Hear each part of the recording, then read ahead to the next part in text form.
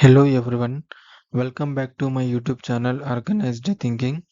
पिछली वीडियो में हमने समझा कि इन्वेंट्री ऑर्डर कब और कितनी करनी है। लेकिन एक बिजनेस में सैकड़ों या हजारों अलग-अलग आइटम्स होते हैं। क्या आप हर आइटम को एक ही तरह से मैनेज करते हैं? क्या एक 5 रुपया की स्क्रू और एक 50,000 की मशीन पार्ट पर एक ही जैसा टाइम और एनर्जी लगाना अक्लमंदी है? बिल्कुल नहीं है। स्मार्ट इन्वेंटरी मैनेजमेंट का मतलब है अपनी आइटम्स को कैटेगराइज करना। और आज हम सीखेंगे कि 3 पावरफुल टेक्निक्स जो आपको बताएंगे कि किस आइटम पर कितना ध्यान देना है। आज हम 3 game changing inventory classification techniques पर फोकस करेंगे। एबीसी एनालिसिस, ये वैल्यू या कीमत के आधार पर आइटम्स को कैटेगराइज करता है। वेद एनालिसिस, ये क्रिटिकलिटी या ज़रूरत के आधार पर कैटेगराइजेशन करता है। एफएसएन एनालिसिस, और ये कंजप्शन या स्पीड के आधार पर आइटम्स को क्लासिफाई करता है। तो चलिए सबसे पॉपुलर टेक्निक एबीसी एनालिसिस से शुरू करते हैं। तो ये एबीसी एनालिसिस है क्या? ये परेटो प्रिंसिपल पर बेस्ड है, जिसे हम 80/20 रूल भी कहते हैं। सिंपल शब्दों में आपके बिजनेस का 80% वैल्यू आपके सिर्फ 20% आइटम से आते हैं। एबीसी एनालिसिस इसी रूल का इस्तेमाल करके आपके सारी इन्वेंट्री को 3 कैटेगरीज में बांट देता है। ये आइटम्स, ये आपके सुपरस्टार्स हैं। इनकी वैल्यू बहुत हाई होती है लेकिन क्वांटिटी बहुत कम होती है। बी आइटम्स, ये मिडिल क्लास आइटम्स है, मॉडरेट वैल्यू मॉडरेट क्वांटिटी। सी आइटम्स, ये सबसे ज़्यादा क्वांटिटी में होते हैं लेकिन इनकी वैल्यू बहुत कम होती है। इसका गोल है focus your attention and resources on the most valuable items.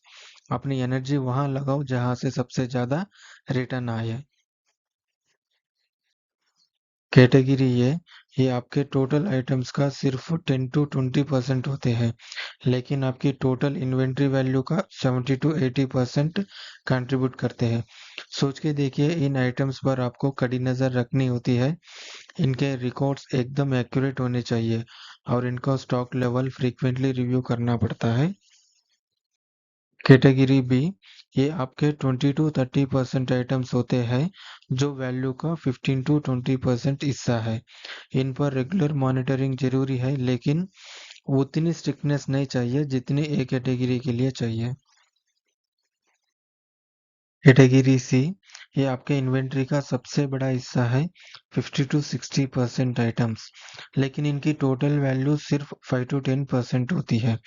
इन्हें आप आसान कंट्रोल से मैनेज कर सकते हैं, जैसे एक साथ बल्क में ऑर्डर करके। इस मेथड का सबसे बड़ा फायदा है आप अपना कीमती समय और एनर्जी सी कैटेगरी आइटम्स पर वेस्ट करने से बच जाते हैं। एग्जाम्पल से समझते हैं। मान लीजिए आपके वेयरहाउस में 1000 अलग अलग आइटम्स है। कैटेगरी ए में 100 आइटम्स है जो 10 लाख की सेल्स जनरेट करते हैं। कैटेगरी बी में 300 आइटम्स है जो 3 लाख की सेल्स जनरेट करते हैं। कैटेगरी सी में 600 आइटम्स है जो सिर्फ 1 लाख की सेल्स जनरेट करते हैं। अब आप ही बताइए, क्या आप सभी 1000 आइटम्स को एक जैसा ट्रीट करेंगे? Of course not. चलिए अब देखते हैं कि एबीसी एनालिसिस को practically step by step implement करते कैसे हैं। ये बहुत आसान है, बस इन 4 स्टेप्स को फॉलो करना है। Step 1, list all your inventory items. पहला कदम है कि आप अपने स्टोर या वेयरहाउस में जितने भी अलग अलग तरह के आइटम्स हैं, उन सब की एक लिस्ट बना लीजिए। आपका पास जो भी माल है, छोटा या बड़ा, सस्ता या महंगा, सबका एक एक्सेल फाइल में लिख लीजिए। Step 2, calculate the annual consumption value of each item. अब हर आइटम की एनुअल कंजप्शन वैल्यू यानी साल भर की खपत की कीमत निकालिए। इसका फॉर्मूला बहुत सिंपल है, एक आइटम की यूनिट कॉस्ट को उसके एनुअल यूसेज से मल्टीप्लाई कर दीजिए। एग्जाम्पल, मान लीजिए ये कास्ट तरफ का स्क्रू 2 रुपीज का है और साल भर में आपके 10,000 स्क्रू इस्तेमाल होते हैं, तो उसकी annual consumption value 2 multiply to 10,000 is equal to 20,000। इसी तरह हर आइटम के लिए ये वैल्यू कैलकुलेट कर दीजिए। Step 3, sort the items in descending order of value। तीसरा स्टेप में आपने जो लिस्ट बनाई है उसे डिसेंडिंग ऑर्डर में सॉर्ट कीजिए। इसका मतलब है जिस आइटम की एनुअल कंजप्शन वैल्यू सबसे ज्यादा है उसे लिस्ट में सबसे ऊपर रखिए और जिसकी सबसे कम है उसे सबसे नीचे। बेसिकली आप आइटम्स को उनकी कीमत के हिसाब से सबसे ज्यादा से सबसे कम के क्रम में लगा रहे हैं। Step 4, classify top 70 to 80% items as A category, next 15 to 25% as B category and the bottom 5 to 10% as C category। ये आखिरी और सबसे इम्पोर्टेंट स्टेप है। अब आप क्लासिफिकेशन करेंगे। लिस्ट में ऊपर से शुरू कीजिए और देखिए कि कौन से आइटम्स मिलकर आपकी टोटल वैल्यू का 70 to 80% हिस्सा बन रहे हैं। ये आपके कैटेगरी ये आइटम्स है। उसके बाद अगले 15 to 25% वैल्यू वाले आइटम्स आपकी कैटेगरी बी बनेंगे और आखिर में बचे हुए सबसे कम वैल्यू वाले 5 to 10% आइटम्स कैटेगरी सी कहलाएंगे।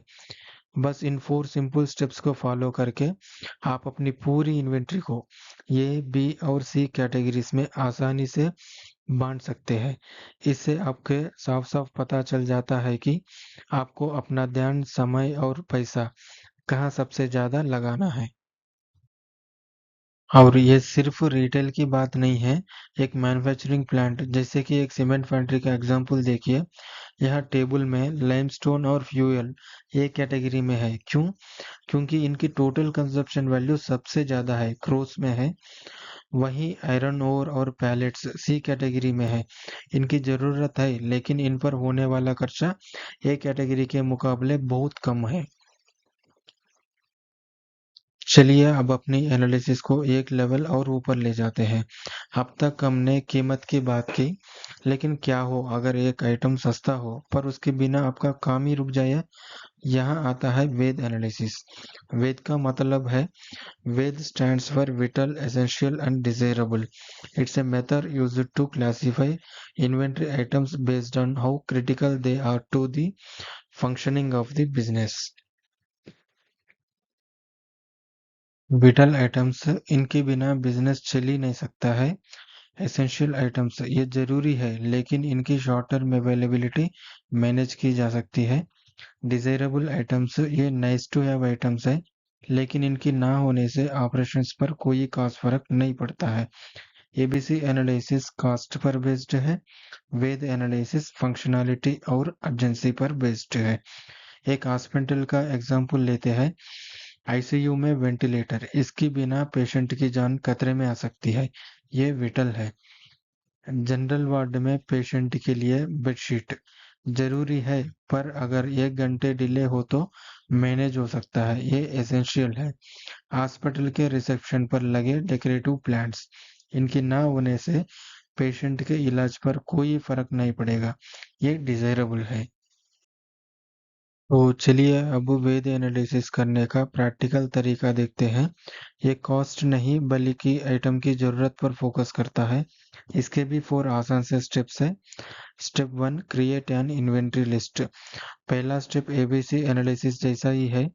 अपने सारे आइटम्स की एक लिस्ट तैयार कर लीजिए। Step 2, assess the criticality of each item to operations. ये सबसे इम्पोर्टेंट स्टेप है। यहाँ आप हर आइटम के सामने ये सवाल पूछिए, अगर ये आइटम अभी खत्म हो जाए तो मेरे बिजनेस का कामकाज पर कितना बुरा असर पड़ेगा? क्या काम रुक जाएगा? हर आइटम की अहमियत को आपको एसेस करना है। Step 3, classify each as B, E और डी। अपने पिछले सवाल के जवाब के आधार पर अब हर आइटम को एक टैग दीजिए। अगर आइटम के बिना काम बिल्कुल रुक जाएगा तो वो वी आइटम है। अगर आइटम जरूरी है पर उसके बिना थोड़ी देर काम चलाया जा सकता है तो वो एसेंशियल आइटम है। अगर आइटम के ना होने से काम पर कोई खास फर्क नहीं पड़ेगा तो वो डिजायरेबल आइटम है। Step 4, set stock levels accordingly with higher safety stock for vital items. ये क्लासिफिकेशन सिर्फ कागज पर करने के लिए नहीं है, इस पर एक्शन भी लेना है। जो आइटम्स वी यानी विटल है, उनका स्टॉक कभी भी ज़ीरो नहीं होने चाहिए, इसलिए उनके लिए आपको हमेशा ज़्यादा सेफ्टी स्टॉक रखना होगा।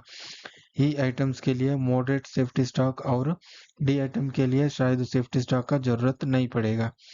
और एक आखिरी बात, ये काम आप छोटे बिजनेस के लिए मैन्युअली एक्सेल शीट में भी कर सकते हैं, और अगर आपका बिजनेस बड़ा है तो आप ईआरपी सॉफ्टवेयर जैसे एसएपी का इस्तेमाल कर सकते हैं, जिसमें आप हर आइटम को आसानी से टैग करके उसके लिए अलर्ट्स भी सेट कर सकते हैं। अब अपने उसी सीमेंट फैक्ट्री के एग्जाम्पल पर वापस आते हैं। यहाँ देखिए, लाइमस्टोन और फ्यूल विटल है। क्यों? क्योंकि इनके बिना सीमेंट प्रोडक्शन ही रुक जाएगा। लेकिन सिलिका जो स्ट्रेंथ बढ़ाता है, डिजायरेबल है, उसकी कमी से प्रोडक्शन बंद नहीं होगा, बस क्वालिटी में थोड़ा फर्क आएगा। देखा आपने, यहाँ हम कॉस्ट नहीं क्रिटिकलिटी देख रहे हैं। अब आती है सबसे पावरफुल और स्मार्ट स्ट्रैटेजी। जब हम एबीसी और वेद एनालिसिस को कंबाइन करते हैं, ये भी आइटम्स, ये सबसे क्रिटिकल आइटम्स है, इन पर मैक्सिमम कंट्रोल चाहिए। इनका स्टॉक आउट ऑफ स्टॉक कभी नहीं होना चाहिए। सीवी आइटम्स, ये आइटम सस्ते हैं पर इनके बिना काम रुक सकता है। सस्ते हैं तो इनका एक्स्ट्रा स्टॉक रखने में कोई हर्ज नहीं है, टू अवॉइड ह्यूज लॉसेस। ये डी आइटम्स, ये महंगे हैं पर डिजायरेबल है, इनके सिर्फ जरूरत पड़ने पर ही ऑर्डर करना चाहिए। This combo helps you make truly data driven stocking decisions based on both value and urgency.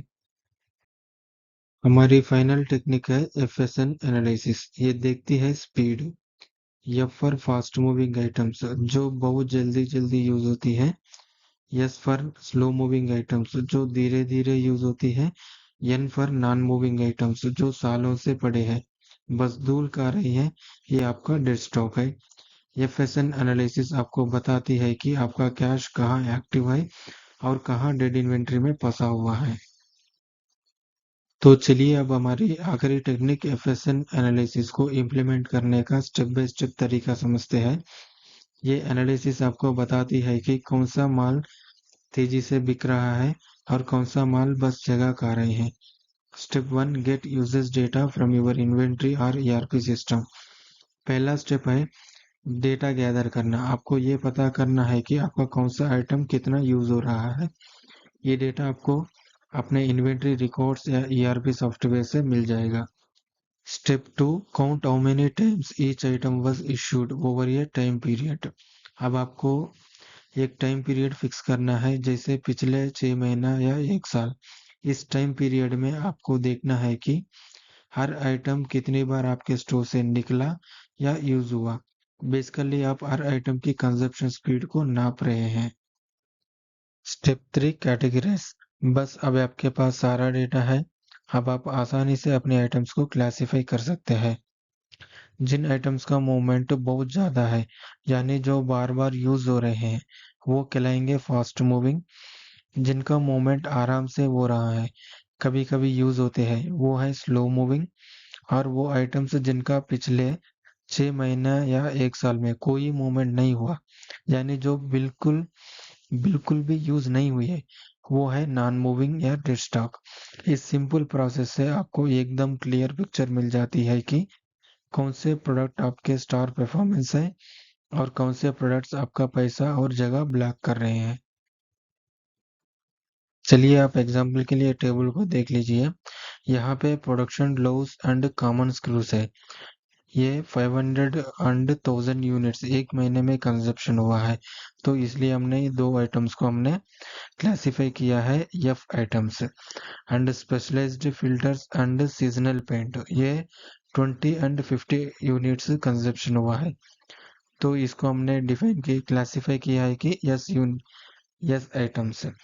और ये जो ऑब्सोलेट पॉटेक्स है, ये 0 यूनिट्स कंजप्शन हुआ है, तो इसलिए हमने इसको क्लासिफाई किया है कि नॉन मूविंग आइटम्स।